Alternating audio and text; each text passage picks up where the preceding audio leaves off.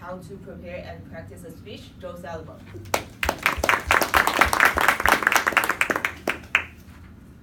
So welcome, fellow Toastmasters,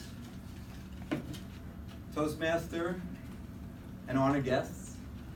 So my name is Joel Solomon. Today I'm going to be talking to you about how to prepare and present a speech. Let's start with the room conditions. You can be talking in front of a lectern.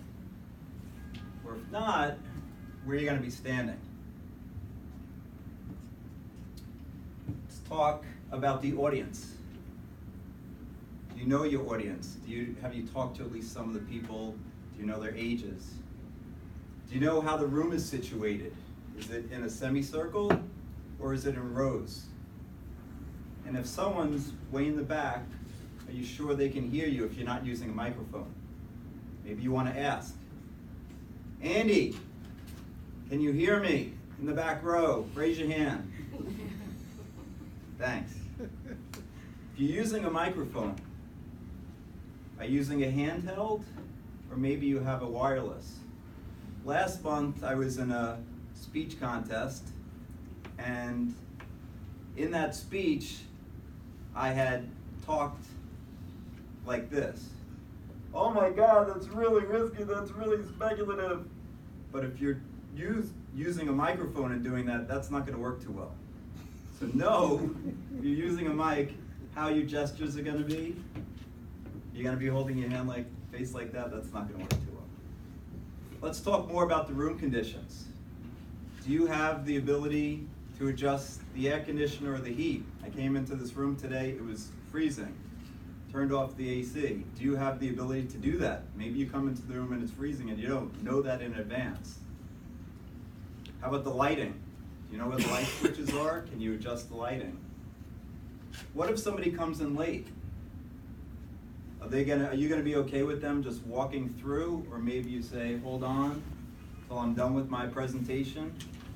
Or maybe you make sure there's an extra seat that's empty right by the door so they can sit there, and then when you're done, they can walk through. What about noisy conditions?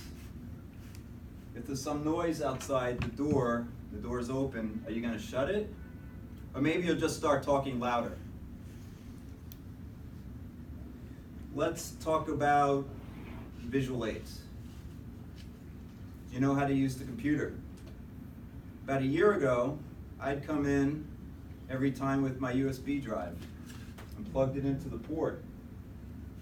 And then in May last year, I came in and the ports weren't working. Do you have a backup plan?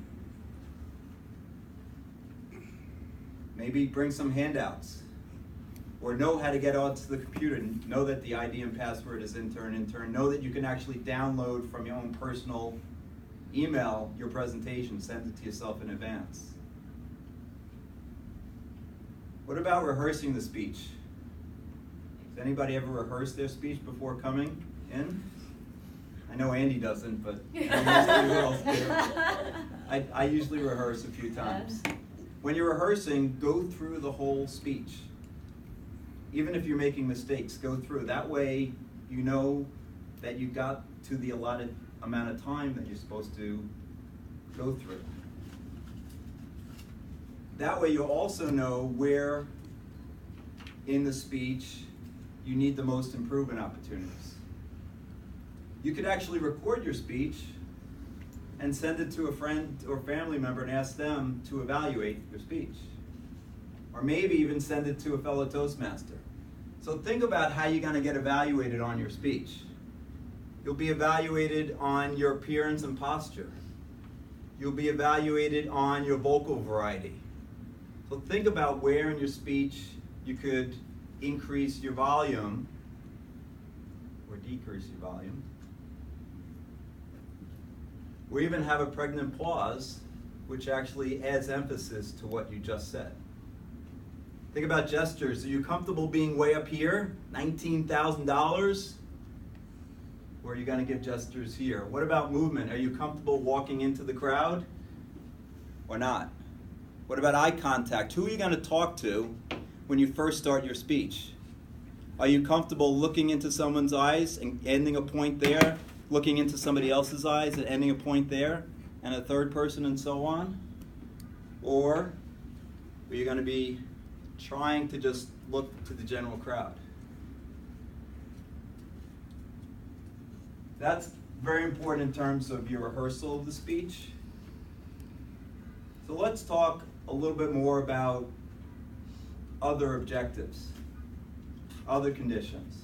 Are you going to be eating right before the speech? Are you going to wait because your stomach's tight till afterwards? What about drinking? You going to drink heavily? No, just kidding. Exercise? You're going to exercise the night before, the morning of?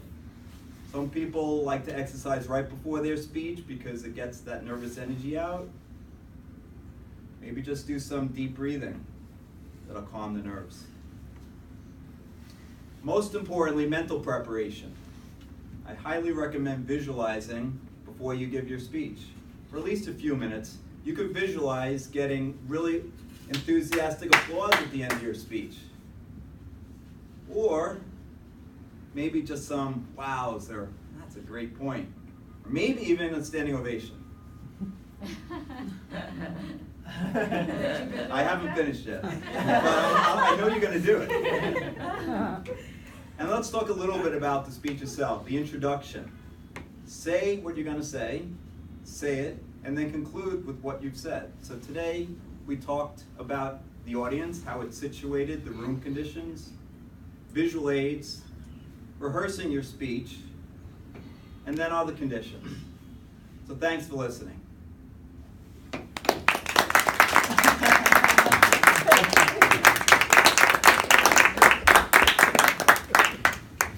you. Wow, thank you, Joe, for the very informative speech. I hope you guys took some notes. So after listening to his speech, I feel like, oh, we really have a lot to prepare before